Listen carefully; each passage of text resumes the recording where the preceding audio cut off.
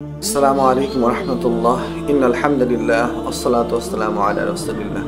সুপ্রিয় চ্যানেলের বন্ধুরা, আশা করি আল্লাহর অশেষ মেহেরবানিতে আপনারা সকলে ভালো আছেন। আলহামদুলিল্লাহ, আমিও ভালো আছি। প্রতিদিনের মতো আজকে একটা ভিডিও নিয়ে আসলাম আপনাদের সম্মুখে, অনেক গুরুত্বপূর্ণ একটি ভিডিও। আজকের ভিডিওতে যে বিষয় নিয়ে আলোচনা করব সেই বিষয়টি হলো,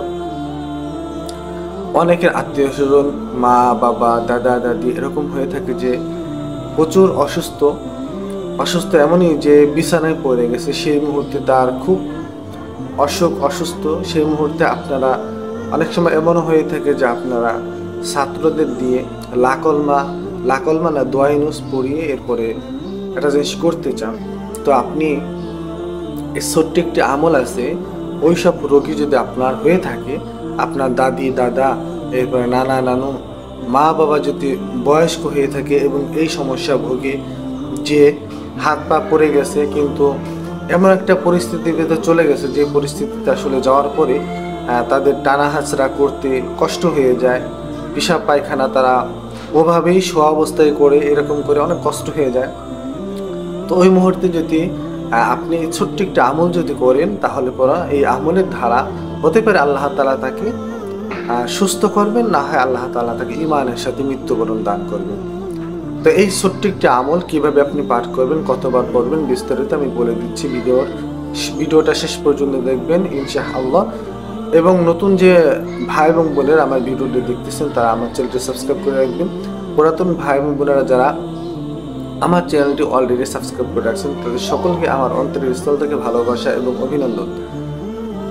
তো কথা না বাড়িয়ে এই আমলটি কিভাবে করবেন, এই আমলটি আপনি ওই ব্যক্তির পাশে বসে, যে ব্যক্তি অসুস্থ ওই ব্যক্তির পাশে বসে আপনি তসবিহ হাতে নিয়ে 1000 বার, মাত্র 1000 বার পরে আপনি তাকে ফু দিবেন। 1000 বার পরে এরকম করে 7 দিন আপনি 7 বার ফু দিবেন। আল্লাহ তাআলা হতে পারে এই 7 দিনের ভিতরে যদি তার হায়াত থাকে, আল্লাহ তাআলা তাকে অবশ্যই সুস্থ করবেন। আর যদি হায়াত না থাকে, তাহলে আল্লাহ তাআলা তাকে ঈমানের সাথে মৃত্যু দান করবেন। তো এই দোয়াটি হলো কি? এই দোয়াটি হলো আর রউফু আর রউফু আর রউফু আর রউফু আর রউফু আর রউফু আর রউফু আর রউফু আর রউফু।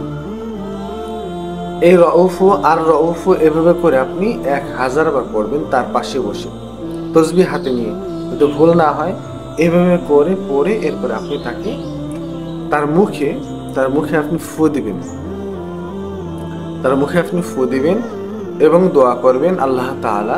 7 দিন এভাবে করবেন। এভাবে করার পরে যদি আল্লাহ তাআলা তার হায়াত থাকে, অবশ্যই আল্লাহ তাআলা তাকে অবশ্যই তাড়াতাড়ি সুস্থ করে দেবেন 7 দিনের ভিতরেই। আর যদি হায়াত না থাকে, আল্লাহ তাআলা তাকে 7 দিনের ভিতরেই বা 2-1 দিন আগপাশও হতে পারে, তো আল্লাহ তাআলা ঈমানের সাথে তাকে মৃত্যু দান করবেন। তো এই ছোট্ট একটি আমল আপনি করতে পারেন। আপনার আত্মীয় স্বজন কেউ যদি এরকম হয়ে থাকে, এরকম পরিস্থিতির শিকার হয়ে থাকে, অসুস্থ হয়ে থাকে, তার জন্য এই আমলটি করতে পারেন। তো প্রিয় ভাই এবং বোনেরা, সকলে ভালো থাকবেন। আসসালামু আলাইকুম ওয়া রাহমাতুল্লাহ।